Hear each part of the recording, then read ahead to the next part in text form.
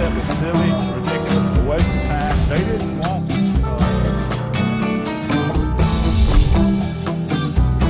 that's why they were so successful. That's why they got away.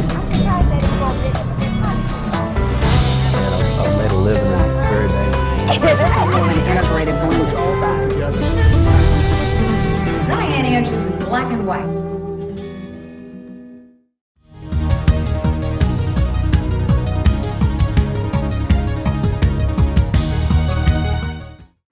Welcome to Dianne Andrews in black and white, and I'm your host, Dianne Andrews. Thanks for joining us today, whether you're in our 3 million homes around the state of Louisiana and Mississippi. We're in 50 parishes and 4 counties over in Mississippi. And also on YouTube and Rumble, the new medium like YouTube. We are on that medium now also. YouTube and Rumble, I'll tell people, look at us, but don't look at us while you're in the car. What I want you to do is listen and look at the shoes and then go on from the stoplight and keep on driving and use me like a radio. And that way you can hear what's really going on the Dianne Andrews YouTube channel. And you'll see all the mediums and all the television stations we're on your screen. But again, we're doing the second show on school choice. Probably last year I did 25 shows on COVID. I interviewed 35 people. We gloved up. I did. My cameraman did. We gloved up, masked up, and came on in studio. And we didn't sit as we're going to be. You'll see we're sitting today because we did a 6 foot difference in the studio as we were interviewing. But now they say it only had to be 3 feet, which means our schools would never had to close like Sweden never did or Taiwan never did. So the World Health Organization always said 3 feet, not 6. But anyway, we'll talk a little bit about that with school choice today as we are going to talk about the charter schools. In the first show I mentioned that charter schools are 11% of the Louisiana schools. They're still a public education and funded through taxpayers. We're also going to talk to a person who works at public and has also worked at charter before, especially for the man that will be sitting next to him, Mr. Eric Lewis, and then Corey Smith. So come on back and let's hear about what's really happened to charter schools over the last 10 years. How easy they are to start, or maybe I should say how difficult they are to start now for the children in the state of Louisiana. Come on back to Dianne Andrews in black and white.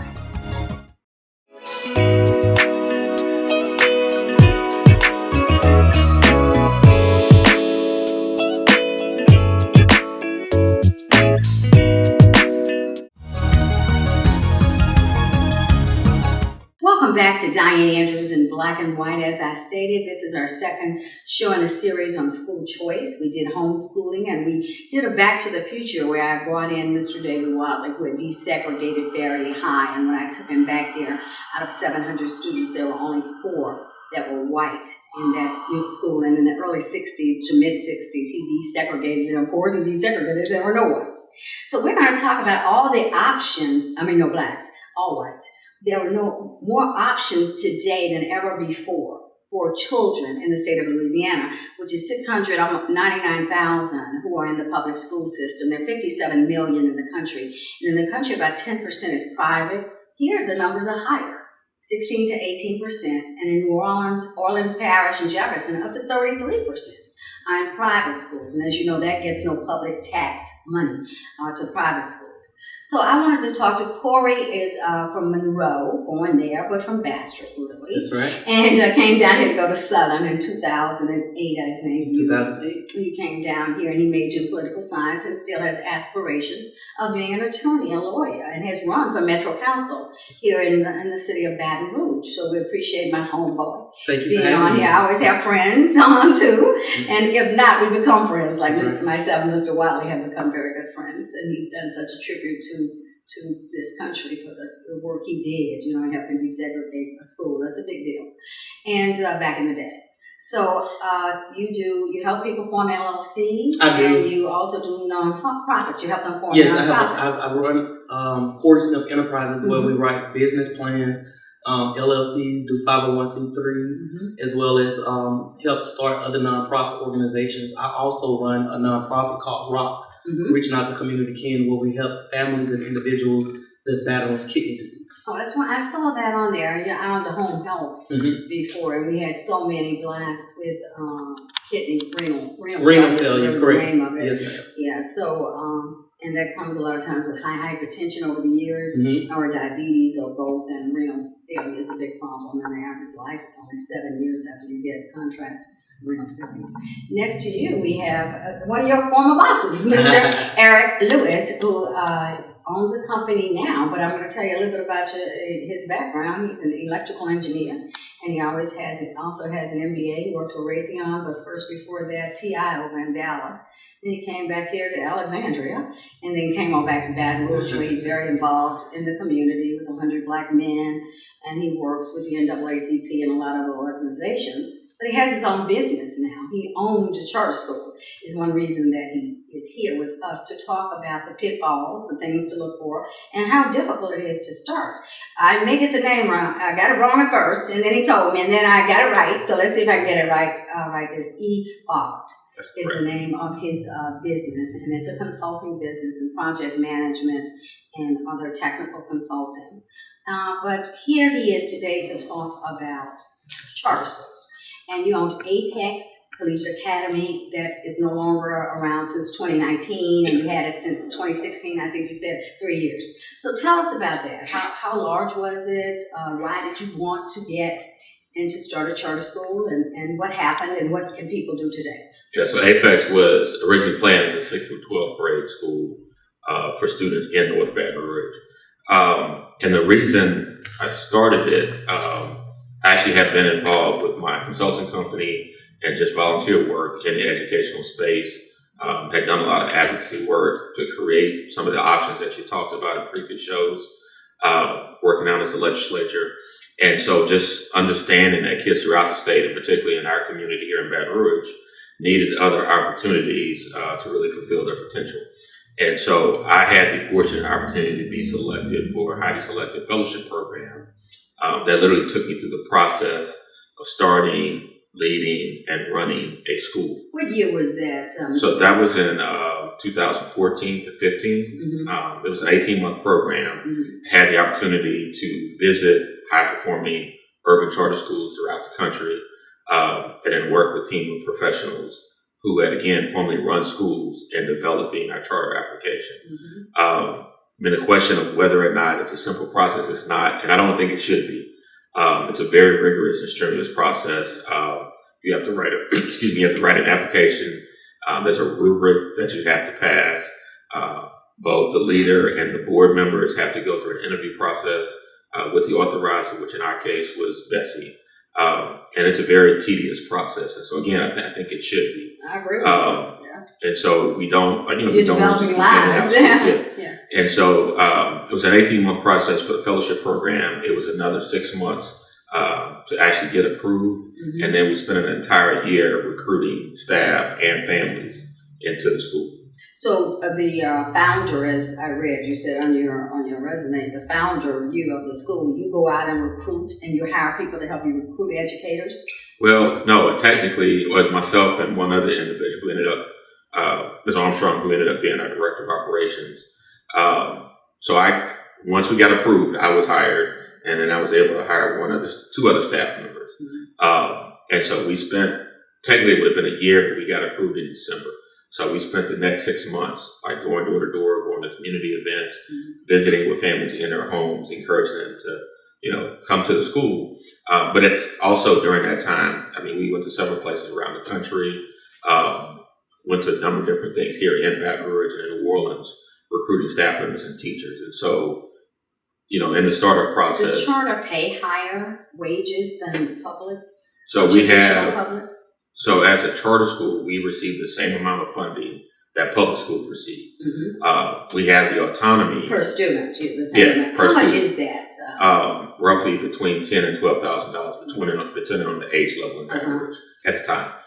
So it was somewhere between $10,000 and $12,000. So that basically gave us $1 million budget, and so we had the autonomy. How many students did you have? So our first year was 117 sixth graders. But the budget was based on 120 students. And so it was roughly about $1.2 million as a budget. And so with that, Is there a level that you have to keep as number of students to participate in the program? so with our charter application, we told the state how many students we were going to serve, and so they would monitor that. So yeah, so our goal was 120. So you have to keep 120 if that's what you put on the application. You want to be within 10%. Okay. Then else they use subject to 12 questions. yeah. And so within that, we have the autonomy to set salaries for staff. But with that funding, also we have to feed the kids, provide transportation, rent for the building, utilities, and all of that. So all of that comes out of that $1.2 million. And so we have the ability to work But with being our a budget. business person, I'm sure that helped you run your own budget because you had been in business before. Yes, ma'am. Not just, you weren't an educator only before. You'd never been an educator. You'd been a businessman in businesses, As you say, you traveled around looking and investigating and learning, modeling other charter schools.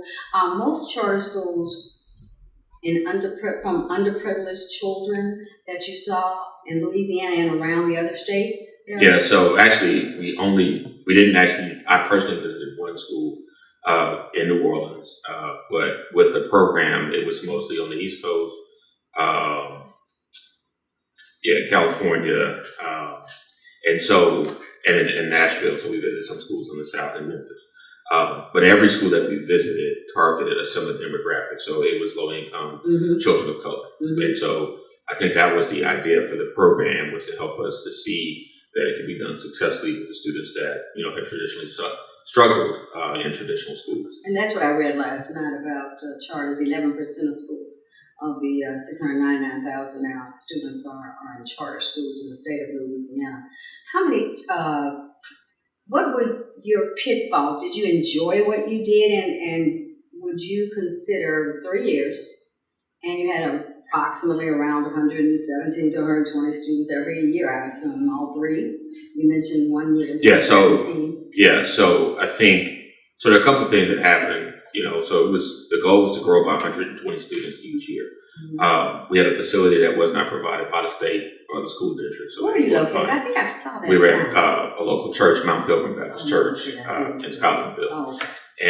And so some of the challenges there, it's a beautiful facility, but with our model of 120 students, we didn't have the capacity in the building to safely, educate that number of children each year for each grade level. Was it a fire marshal problem? No, just the space, the size of the classrooms wouldn't properly fit the children, the way that we had the school structure. And so, do they come and look at your facility before the fire they give you the? So we had, just like with any business. No, I'm asking about the school system. Do they come look at the building at all? So we were authorized by the state. So individuals from the State Department of Education invested. And they didn't notice that it wouldn't fit the number of students? So we secured the facility after we received the charter. Okay.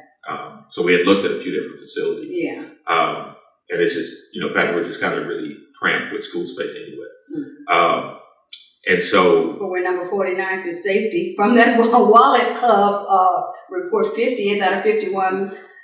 So in the process, so that was one of the things, was in subsequent years, we reduced the number of students that we, sought to enroll. But also, the reality is that, we started with sixth grade, and so kids came to us. That was the objective. You started with 6 to 12, I think. No, we started with just sixth grade, but our goal was to go to 12th grade. But the reality is that we sought to serve students who were behind academically. And so that was the other challenge, the amount of resources and support that kids need. It just wasn't wise for us to be able to address it with 120 kids. And so we also felt like we give more attention to kids with a smaller number of kids. I would also say that one of the challenges that we faced was just the environment at the time, with a number of schools coming in. It was extremely competitive to recruit kids. And I think we did an excellent job of recruiting kids. But the reality is that the more choices parents had, if they were uncomfortable in the situation, they would just quickly move. And honestly, like public schools will tell you, the amount of transition that takes place with kids moving from school to school, or because they're moving, economic issues, they have to move across town and things like that.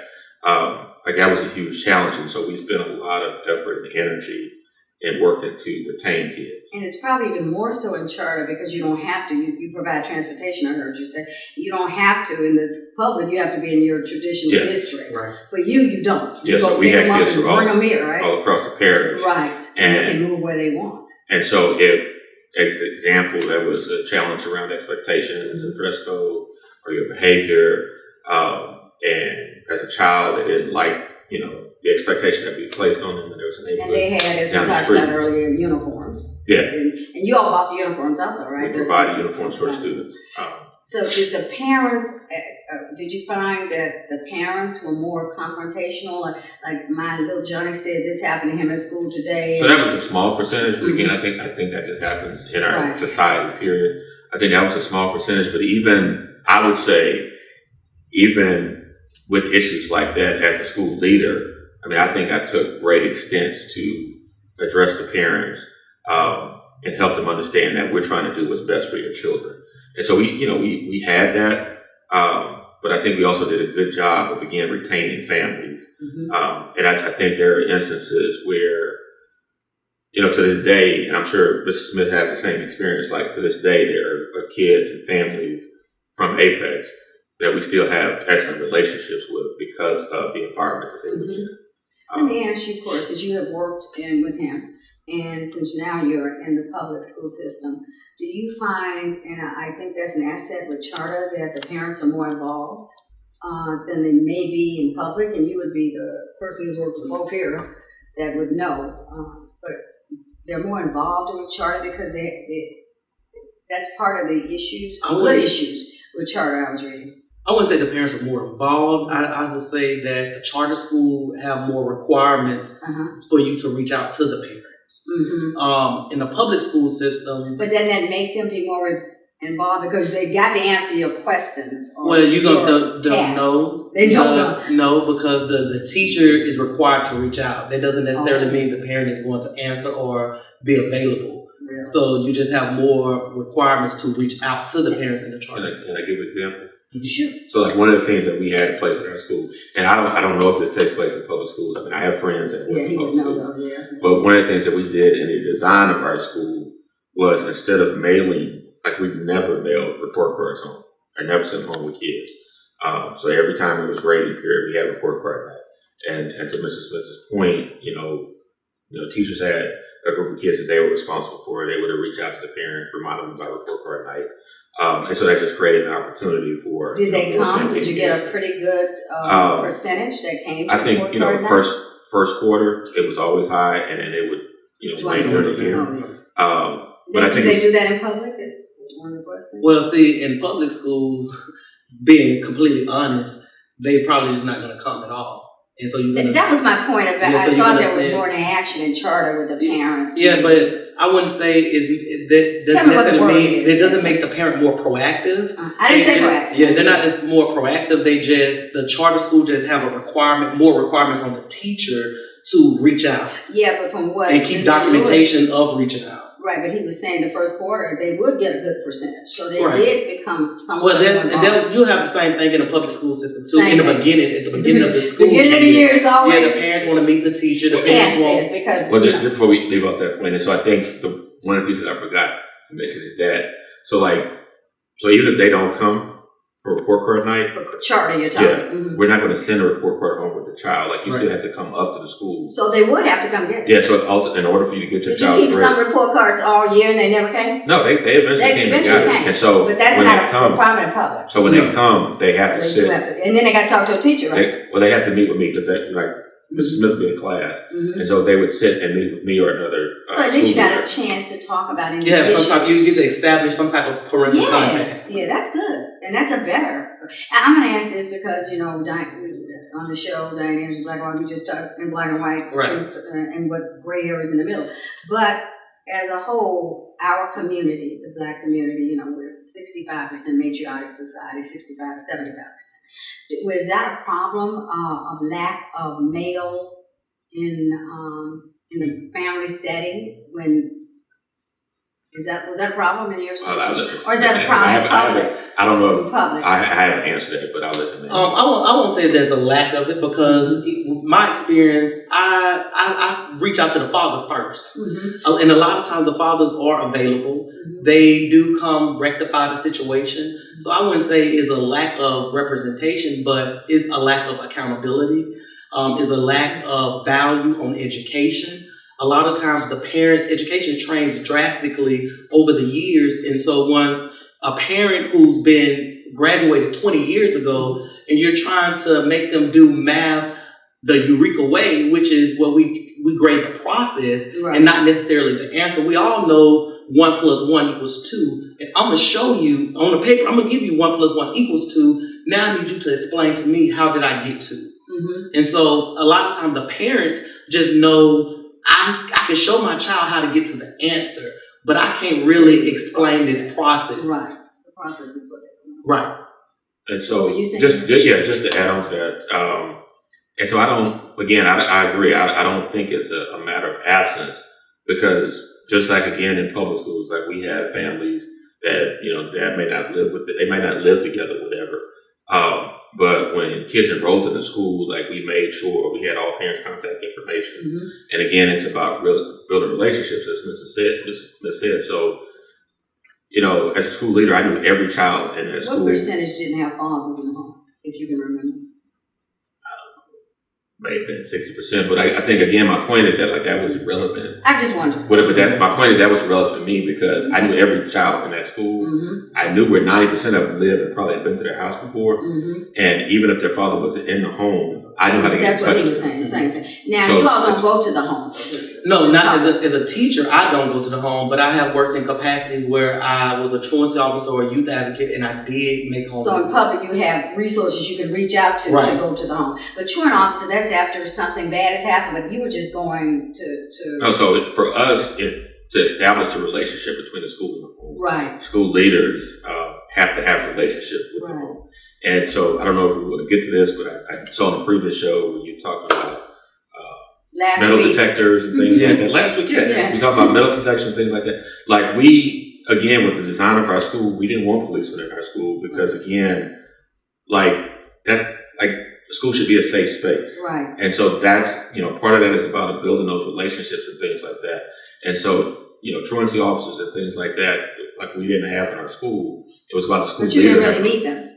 No. Right. And you need them more in public. Right, and I am a proponent of wands and metal detectors and things of that nature. Well, public is different than Yeah. charter. I think there Right. is a big difference in safety area. Again, Right. Louisiana's 49th in safety out of 51. And we're 50 But I think the thing according to that is, study. and again, Mr. Smith has had different experiences. Right. And that's why I've he's had. here, because he's seen both. But I think, for me, again, it's a psychological relationship thing. So that's not to suggest that we didn't have kids at the school that had problems. Right. Oh, we're not Oh. taking that. But truancy gets to be a But little further, deeper step. the 2 or 3 instances, the 2 or 3 issues that we did have, like we may have had a couple kids, had a kid that had a knife in his pocket. And that legitimately, he had the knife. In one instance, he just forgot it was in his jacket. Another kid brought it. It's a pocket knife. Like? Yeah. But in both instances, we were able to have a conversation with the kid, hand it over. They didn't have to go to jail or anything like that. And so I still think that part of it, I think that's a thing that we need to push to have happen in all schools, is building relationships Right. And that's with kind students. of my point. Right, The and I- relationship with the student and the family. Now, do you believe uniforms working in both? Because, Catholics at schools have always had uniforms, and there have been years ago and today about, the sneakers that kids have on, no matter what color they are, the cheap versus the designer. When you have uniforms, you take all that burden of You work cut down away on from bullying. the student Right. and the parent to have Right. to go buy something Right. because it says Air Jordan, Air Right. Maxes. So the public has never looked at uniforms, or do you know if they have? Like charters and Catholics and some privates of uniforms. I mean, public schools wear uniforms, so I'm pretty sure it goes along with the same You said they reason. wear? They wear Yeah, uniforms? we wear uniforms. Oh, you do? Yes. Here in Baton Rouge or everywhere? Yes. When I was in the 3rd grade, that was the first year everyone had to wear uniforms. Up east they don't, because they be arguing over tennis shoes. Right, Yeah. right. And so my thing is, and one of the reasons why I'm a teacher is because it's my job to Do you think increase that the cuts down value though? on the That's what education. help. Do you think that cuts down on the jealousy or the? It does. It help. does. That's what Yeah. I'm saying. My job is to increase the child's value that they place on education. Right. Don't come into my classroom and focus on if you're wearing Jordans or Right. Well, you don't have that Skechers. problem then now, right? Well, you can wear Oh, the whatever shoes. That's right. They still You got still to can wear wear whatever their sneakers. shoes. Yeah. And I do believe in being allowed to bring in your individuality. Mm-hmm. Because if you're wearing the clothes, the uniform, and you in compliance, you still can bring your individuality with accessories, your shoes, Yeah. and other measures. Mm-hmm. So, but the focus should be learning. Okay. Anything else you would like to leave, Corey, with the people out there? We know that you're going to be going to private school if you had children right now.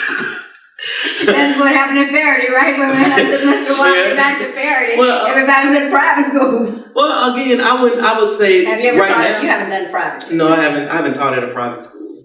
Would you But like to? No. Okay. They don't make enough money. I thought private taught more than they don't than public. Public pays better. Charter pays Charter the pays, most. I know the most. So Charter pays the most. And then private, You get $10,000 as a divvy it up, right? Uh-huh. tuition at the average private school is not $10,000. And also, that's another thing you have to be mindful of when What you're is placing your child into those systems, because at the charter school, like Mr. Lewis just said, each child is worth about $10,000. Right. Now, if a child have That's an a bad way to put it. IEP, Each child is worth $10,000. you worth $10,000. I tell my students this all the time, and they release cuts fund in September and February. So October and February. So, like I tell my students, you have to. Well, parents, you have to be mindful about what charter school you're going to send your child to, because even in traditional schools as well, because people will SBLC your child and place them in special ed so they can get an additional $14,000.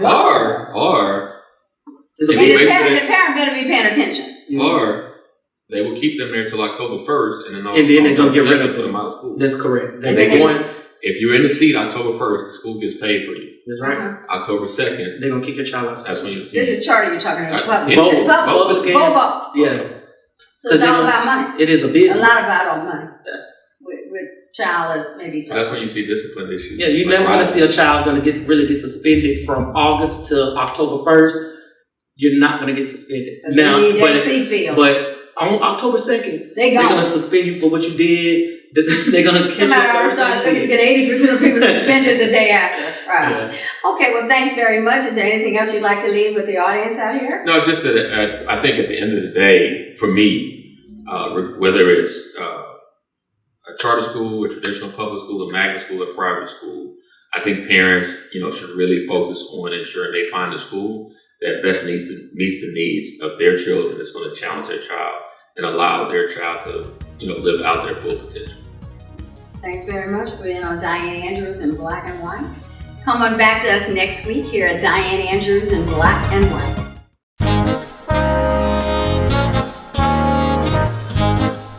Excuse me, are you Dianne Andrews? Yes, I am. I'm Darius. I'm here to attend your leadership speech, Oh, thank you for coming. That's wonderful. What are you majoring in? construction management. I tell you, then this leadership management speech that I'm going to do will do you a lot of good. Are you headed to the event right now? Yes? Oh, okay. Come on, let's walk together and I can teach you and tell you some things about leadership and management. Perfect. Come on, let's go.